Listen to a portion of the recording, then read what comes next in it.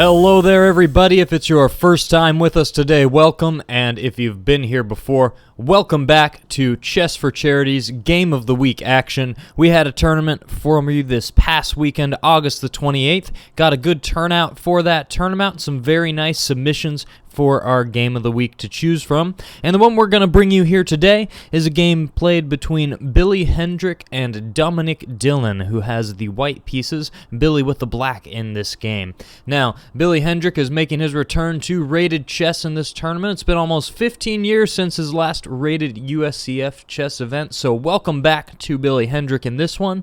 And we welcome all new players, returning players, all ages. Everybody come on out on Saturdays for our rated tournaments and on Wednesdays for our lecture series as well as casual play. So keep on coming out, showing those submissions. Let's dive into the action in this game. Dom started things off with a queen-pawn opening, and after the moves e6, c4, and d5, we get a traditional queen's gambit declined structure in this game. Knight c3 from Dom, knight f6 from Billy, and next we see the move bishop g5. So many different routes and avenues that white can take in these queen's gambit declines variation. A lot of time you'll see e3, keeping the bishop at home on c1, but Dom's choosing to make sure that bishop gets developed first, bringing it out to g5 where you get some immediate pressure on the f6 knight, and maybe dream of some captures and taking advantage of the pin on that knight as well, though more often than not, black is not going to allow that to happen. Billy's not going to allow any of that today. Knight bd7, make sure that these knights are working very well together, and there are no strong threats from white. Dom goes ahead and develops with the knight to f3, and after bishop to e7, black is very solid. So we see that black is choosing a development plan to simply negate the pin of the bishop on g5, keep a very strong center, and then see what white is going to do. Dom continued with the move e3, preparing to bring his other bishop into the game, and after the move castles and bishop d3, black has to make a decision. So, in these sort of queen's gambit decline structures, one thing that you do a lot is you wait for white to develop this bishop, and then once he does, you play this move d takes c4. And this is what happens in the game. The reason is very simple. We delay d takes c4, that way, when white recaptures with the bishop, bishop takes c4, Dom has suddenly made two moves in order to recapture this pawn, whereas if we made that capture earlier, it would only take one to do that. So Billy's taking advantage of the fact that Dom's already moved the bishop, forcing it to move again. Now that being said, by playing d takes c4, we do relieve a little bit of control of the center. So by capturing this pawn as black, we no longer have as much control over the e4 square. White may seek to take advantage of that later and take the center outright. And also we surrender one of our central pawns. White has two central pawns to r1, and we're going to have a more sound structure and see what white is going to throw our way. We're going to sort of goad white into coming toward us, attack his center from the sides, and see if we can prove that white will have more weaknesses than us. Now, Billy takes a little bit of a different approach here. One thing you'll notice about black is that he's very, very flexible. So even though all the pieces are back home on the 6th, maybe black will play a move like c6 and control d5. Maybe b6 and look to fianchetto the bishop on the long diagonal. Maybe a6 to prepare b5 and start expanding on the queen side. Maybe even h6 and just ask the bishop, what are you doing out over here on g5? White has a lot of flexibility, so black can choose between a lot of different options. And the next move, knight to b6, isn't one that is necessarily my favorite in this position, and the reason is we lose a little bit of that flexibility. Of course, we're attacking the bishop, so it's always nice to gain a tempo that way. But after the bishop returns to d3, the second question here is, was the bishop actually better on c4 than d3? By playing knight b6, we've attacked the bishop, forced it to go back, but you can make the argument that this bishop belongs on d3. It's a lot better, more active piece here anyway, and so we attacked it and simply made it go where it was going to have to take another move to get to. On c4, this bishop doesn't pressure a whole lot because it's biting on granite, that f7 and e6 point. That said, black might have been worried about an early d5 push, so he's making sure to gain a little more control over that square. Now all of these pieces are making sure white cannot achieve an early d5. And Billy's idea, not only moving the knight away, but also I'm going to bring my other knight to d5 now. So when you take that knight, there's not going to be a forced capture of the pawn. Maybe I'll take it that way, but I could take with a knight or a queen as well. And I'm offering up this bishop trade, simply saying, you brought your bishop out. Are you going to find a way to keep it on the board, or are you going to swap it off? Dom decides to swap it off rather than to retreat. Bishop takes e7, queen takes e7, and white goes ahead and castles kingside, finishing development, and now we're starting to move into that middle game. You'll notice that white has played very sort of straightforward, harmonious so far. He's lost the dark squared bishop, but in this structure, that may be okay. He's gotten rid of his quote-unquote bad bishop. His other pieces are developed nicely, and I'm not entirely sure what black's development plan is just yet at the moment. There's a knight here on d5, but this c8 bishop doesn't look too great. Gotta find a way to get that into the game, and I'm not sure what this knight is really doing over here on b6. Billy says, I don't really know what that knight's doing there over there either, and plays the move knight to d7. And again, by playing knight d7, we sort of concede that our previous move, knight b6, was not the best. We move the bishop back to d3, and then we say, this isn't really the best place. I need to bring my knight somewhere else. Dom continued with the move rook to c1, and white is going to look to get some pressure on the c-file, and will eventually have to choose whether to play in the center with moves like e4 or seek some sort of queenside or kingside expansion. Both sides are keeping their cards close to their chest at this point in the game. Black plays c6, and c6 is solidifying that central control over d5, stopping white from getting any pawn moves too quickly. e4, of course, is playable, but black can play his knight to f4, attack the bishop, and harass white's pieces from the side. So white decides to play the move a3 instead, saying, you know what? Now that you've pushed this pawn to c6, I see a little lever, and I'm going to prepare a nice minority attack on the queen side. So Dom is preparing to go all out on the queen side over here, but black, of course, can liquidate the position a little bit. So Billy decides to trade off a pair of knights here. Knight takes c3. White can't play b takes c3, or else he's going to lose his a3 pawn. So rook takes c3 is played instead. And it's true that the rook is on a half-open file, but it's not necessarily the happiest file in the world. This c6 pawn is defended by the b7 pawn, and white needs to start getting his pawns rolling in order to create any weaknesses on the black queen side. All of this is going to take time, and it's true black is a little underdeveloped, but because white's plans are going to take time, there's not really a whole lot for black to worry about. More importantly, black's not going to wait around and simply let white dominate the position by doing what all of his plans are.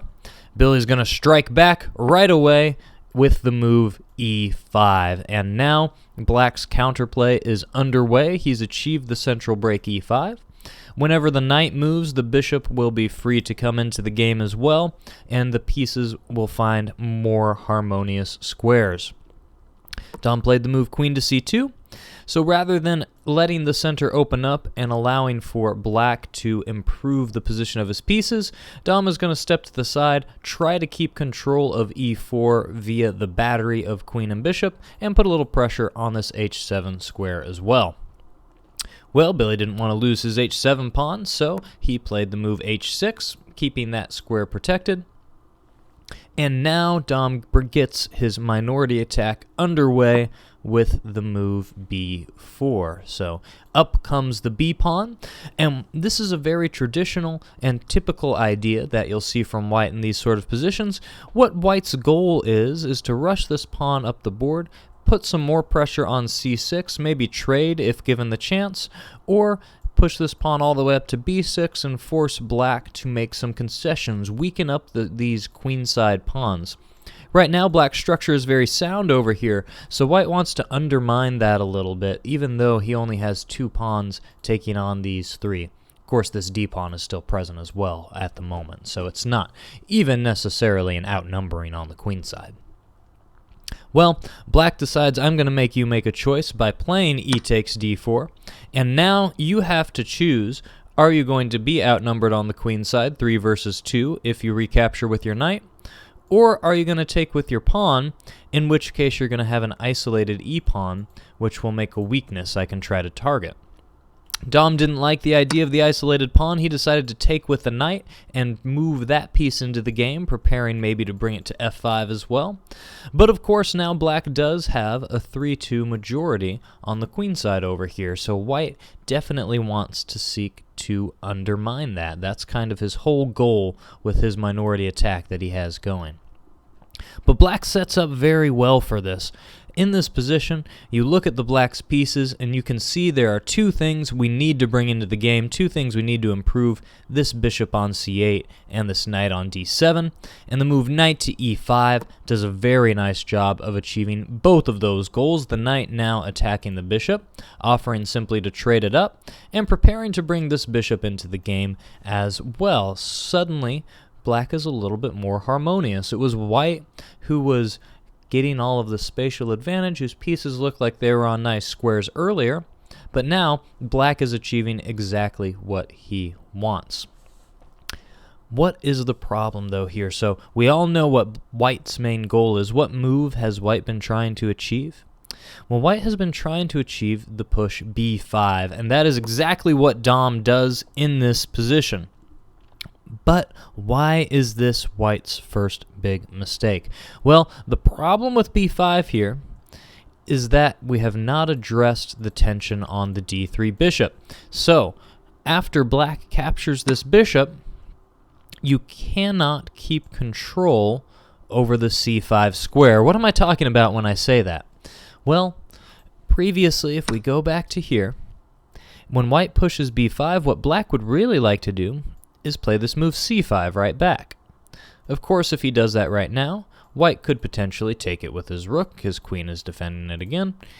None of that quite pans out because the bishop would be hanging, but white is defending the c5 square twice.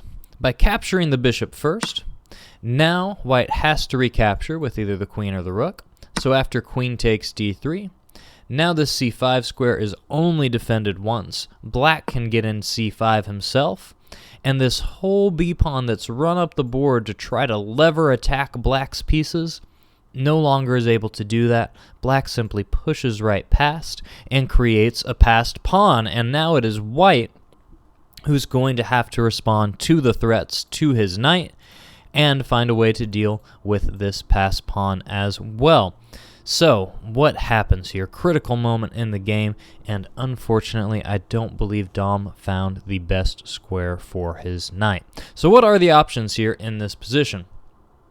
Well, the first and perhaps most logical would be to play the knight to f5, gaining tempo by attacking the queen, though this could lead to some trades very quickly. For example, bishop f5, queen f5, and after the move b6, we're going to enter this ending where black has secured his queen side. He has a protected passed pawn on c5. White's a little bit more active with his queen and preparing to bring his rooks into the game, maybe a little bit quicker. But neither side has any particular advantage other than white having to keep an eye on this protected passed pawn. There's enough dynamic play here that things should be even. Black has a few more static long-term advantages. White has a little bit more dynamism. It should be an even game. White should be able to hold in this defense, eventually push the a pawn and try to weaken the b6 square, target that as well. Now, this would have been one way to play, and Dom likely didn't like this endgame. He likely didn't want to play knight f5, see the trade of the minor pieces, and have to defend against this passed pawn. So the question is, if we want to keep our knight on the board, where does it belong? Well, there's two sort of problems here. There's an answer, and then there's a problem with that answer. Ideally, this knight will go onto this c4 square, because on c4, the knight will blockade the advance of the pawn from ever being able to be more of a hassle, and the knight will still have some nice squares which it eyes, good places to go. But how do we get it there? Well, there's a couple different routes. We could go f3 to d2 to c4. That would be one way. We could go via b3 to d2 to c4, swing it around the queen side. Or we could look for a more roundabout way, maybe knight c2, a4, knight a3, and knight c4. These are all different ways we could try to route that knight to c4. What Dom plays, however, is the move knight to e2. The problem with knight to e2 is that now our knight is 4 moves away from the c4 square. So even though it looked like a long journey before, it's an even longer journey to get there now. Anytime knights are 2 diagonal squares away, it's going to take at least 4 moves to achieve your position on that new square. This is about as far away as a knight can be on any of the squares within this little box from c4. This is the furthest one away, not only because of, well, just geometry, but because of the shapes that the knight moves in order to try to get to that square. So, knight to e2 really moves away from being able to get advantage of the square. The problem is, let's say that we go with one of our other ideas, like knight f3, for example. Well, the problem with a move like knight f3 is that black can immediately improve the position of the rook. He's going to be able to attack our queen with tempo, and now, after a move like, say, queen to c2, black is really going to be able to take control over this d-file and cause some real problems for the white pieces. He'll want to secure his pawn with b6, put his bishop on b7, create threats against the king on the long diagonal. And now if you bring your knight to the queen side, the king side pressure is going to be very heavy, and white's rooks and queen will be in a poor place to be able to defend. So black is going to be able to create a big and quick king side attack if this happens. So knight to e2 doesn't necessarily aim at moving back toward the queen side and the c4 square, but it does keep the knight on the king side where it may be a useful defender once black develops and puts pressure against the white king. Well, black continues, of course, with b6, and Dom plays a4. He's trying to get these pawns up the board and create some sort of weaknesses to attack. Again, this is very hard to do. In order to really target this b6 weakness, the knight is going to have to come to that c4 square to put pressure on it, and the knight, unfortunately, is going to get tied down defending on this king side. These dreams of white's simply aren't going to come to fruition. Bishop b7 is played, and look at that monster diagonal for black's bishop. Very pretty looking. White played the move queen to c2, and queen to c2 is a little bit passive here. He is moving away from the d-file. He knows that black is going to put a rook there, so he's making a prophylactic move, but maybe even queen to c4 is a little more accurate here. Give your queen the chance to come over to the king side, be able to help out defend. From c2, this queen still eyes the diagonal, but you're also now vulnerable to ideas like bishop to e4 as well. Rook f comes to d8, improving the king side rook, putting it on that open file, and now Dom tries desperately in order to create some weaknesses in the black position by playing the move a5. Now, a5 is not necessarily a mistake in the position. We've got to try to loosen things up a little bit, maybe even play a6 if we can, and force the bishop to find an awkward home, can kick it around off of the diagonal if we're lucky. But the problem is that black is just moving too fast. Black has too many threats here in the air and too many ways to continue to create them. Here, however, Billy does make one minor mistake. What he could play is he could play this move bishop e4. Gain that tempo on the queen, then prepare to double rooks on the d-file. Maybe we'll bring our queen over to a square like g5. Maybe we'll even bring our queen to b7 and create the battery that way, flip it back around. But what we get instead of bishop to e4 is the move queen to e4. Queen to e4 with an immediate double threat. Of course, we're attacking the g2 square, but we're also offering the trade of queens. And what I don't necessarily like about queen to e4 is that I think it's okay for white to trade the queens here. Black is more active. Black's pieces are coming to life more, and black is the one who's going to be able to get an attack going. So I think offering the queen trade is a little bit imprecise from the black pieces. It's okay to keep them on and continue to build that pressure against white's position. But off they come. Queen takes queen, bishop takes e4, and now black's bishop is very nicely placed in the center of board. Still a good-looking position, and still a lot of practical problems for white to solve. What is this rook doing on c3? This is not the right square for the rook. What are these pawns doing on a5 and b5? And what is white going to do about the threat of a move like bishop to d3? Unfortunately, white did not answer our last question that we just made right there, and what Dom played was the move rook c back to c1. He tried to answer our very first question, which was what's the rook doing on c3? Well, not very much, so he's bringing it back to try to contest for the d-file, but the problem is now black has a tactical way to win a pawn and start pressing for the win in the game. Bishop to d3, immediately threatening the knight, and of course threatening the pawn on b5 as well. If you play the move knight to c3, trying to defend, moving the knight away, well, unfortunately that knight was pinned to your rook, and you're going to be dropping the exchange. We don't want to do that. So Dom decides, I'm going to go down a pawn instead, play the move rook f to e1. Free pawn on b5 for Billy. Bishop takes b5. A takes b6. A takes b6 is played. And white is hoping that he can get some counterplay on the b file, try to loosen up this b6 square and attack there.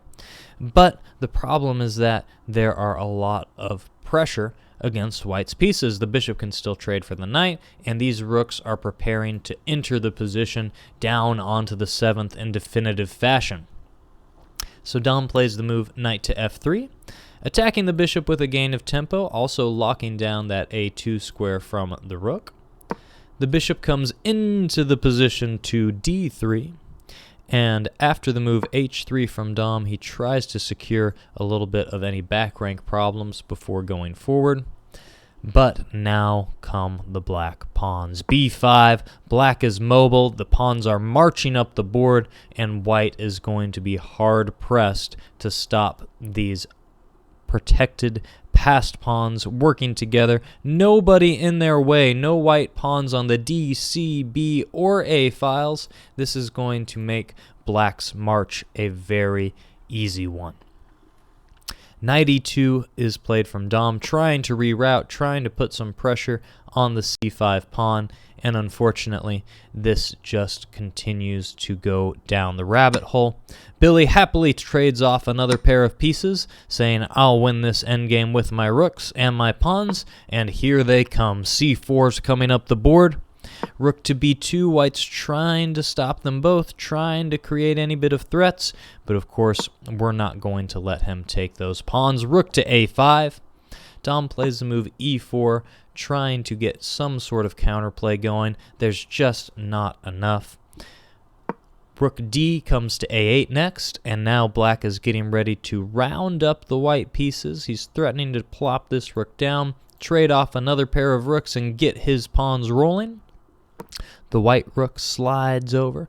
White doubles on his own, tries to put some pressure on b5, but unfortunately by doing that, we've left the defense of c3, and the other black pawn is on the move, attacking the white rook. And now white has to choose what to do. There's simply no good moves, no good way to stop it. If white plays the move rook to c2, he's trying to attack this pawn, see if he can get anything going there. Well, black will play rook to a1, threatening to capture, and you're going to have to either drop your rook back or take it. If you take the rooks, then after the trades with check here, the king will come to h2, b4 defends the pawn, and here they come. Not enough time to stop the black attack in that case, so rook to c2 doesn't work. And if you don't play rook to c2, well, there's really only one other try, and that's what Dom goes for. Rook takes b5. Now you only have one passed pawn. What are you going to do about that? Well, we're going to trade the rooks here first. Rook takes b5, rook takes b5, and now the final move of our game here is going to be c2. After c2, nothing white can do to defend in this position. The problem, of course, is that our threat is rook a1 with check followed by queening. The c2 pawn also holding the b1 square. White cannot drop back and defend in this manner, and therefore black will promote, will make a queen, and be able to win the day. So very nice job from Billy Hendrick in this game. We saw very solid, sound play all the way throughout, and then pouncing, taking advantage of his shot when he got it. And hopefully you've enjoyed this one. Hopefully you'll be able to get some good takeaways. Make sure you keep coming out on Wednesdays and Saturdays and sending in your games as well, and hopefully you'll be featured on next week's Game of the Week. Best of luck. If you enjoyed the video, be sure to like, post any comments, and share via the buttons below. Check out our website at chesswithnick.com for further video, more content, and any postings on lessons, further video analysis, or written analysis that you may be interested in. And be sure to check out our YouTube channel, Chess with Nick, on youtube.com. Have a great day, and wishing you best of luck.